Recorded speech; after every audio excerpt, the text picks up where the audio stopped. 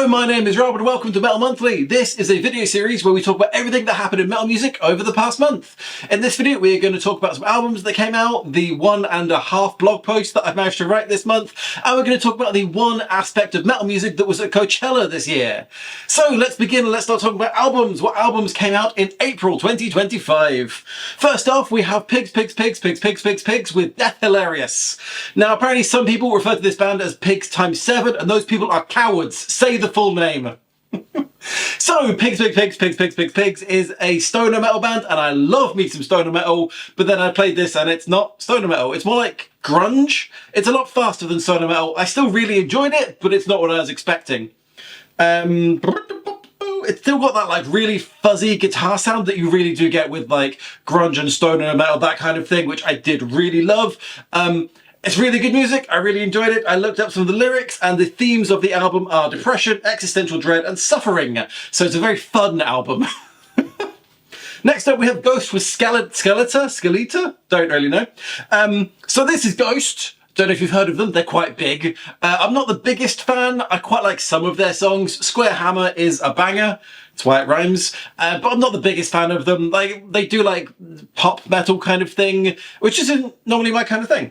And it's only a little bit because years ago I did a video reacting to some of their music videos, and I was nice. I just kind of said, oh, this band has got a strange style, and it got downvoted to shit. So I'm a little bit annoyed about them for that.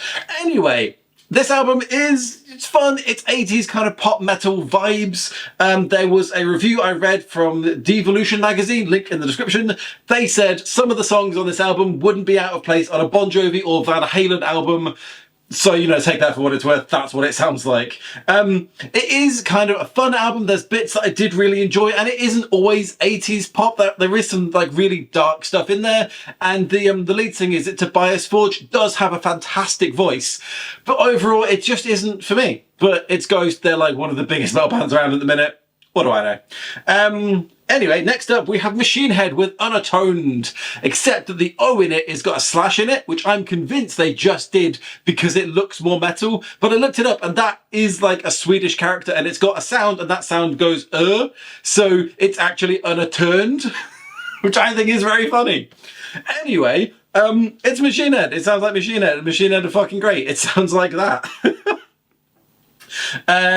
It's got like, it's a very headbanging kind of album, and it's got like just understandable lyrics. Like the vocals are very rough, but like there's still, you can understand what it is. It's not just screaming. I did really enjoy it. It's Machine Head. I was going to enjoy it. And finally, we have Wednesday 13 with Mid-Death Crisis. Now, I fucking love Wednesday 13, although I loved early Wednesday 13. Basically, he did lots of really good albums, then a few okay albums, then some not very good albums, and now he's got this one. And this kind of goes back a little bit. It's more tongue-in-cheek, fun stuff. It's not like the depressing, serious metal that he started to do, which I was not a fan of.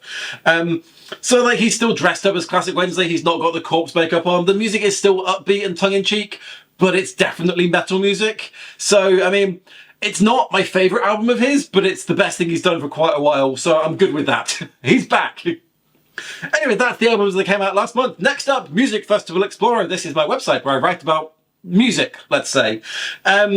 So this month I have written my third blog post about Fire Festival 2 and how it crashed and burned and how it was an absolute shit thing, and Billy McFarland just cannot organise a piss up in a brewery. My opinion.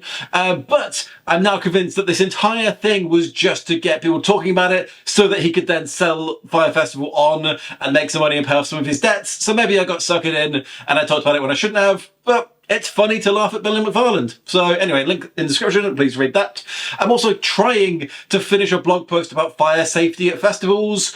Is that blog post going to be up by the time this video comes out? I don't know. It'll be fun. Let me know in the comments. And finally, we have the fun stories from last month. And do you know what happened last month? Coachella happened last month. So let's talk about Coachella. So first off, there was a band called Kneecap who went on stage and said, fuck Israel, free Palestine, which the news media then took to mean these people are fine with the killing of Israelis and they want that genocide.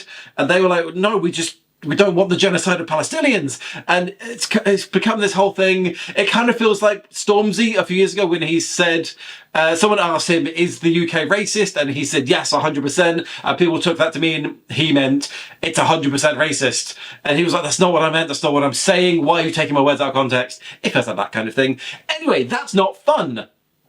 What is fun is Justin Bieber. Yes, I'm talking about Justin Bieber in a metal video. Shut the fuck up. So Justin Bieber kind of went viral on TikTok because he was filmed dancing at Coachella and what looked like smoking a joint and doing drugs. No one can prove that. He was just having a good time. He was enjoying himself, but people went off online. People were talking about this. He then put a thing on Instagram. Basically, he started to post some rather unhinged stuff. One of them opened with, the feeling of guilt can be relieved. How? Not by going to church or reading your Bible, but just receive that God forgives. I don't think he's doing well. Anyway, the one thing I want to talk about at Coachella was the one metal thing, was because Misfits played at Coachella. The Misfits played at Coachella. That's a weird sentence. My brain doesn't really compute. So how was it? Like, Glenn Danzig of the Misfits performed at Coachella. How did it go? From all accounts, it was fine. Like, it was all right. A few people were like, I don't think he's really got the voice for it anymore, but like, it was cool to see. And like, yeah, that's fair. If you want to go see a 50-year-old hardcore punk band at Coachella, like, them being fine is probably the best you're gonna get. Anyway, that's everything from me. That was Metal Monthly this month. Hopefully you've enjoyed this. If you have, click like and subscribe. Thanks for watching. My name's Rob. I'll see you next month.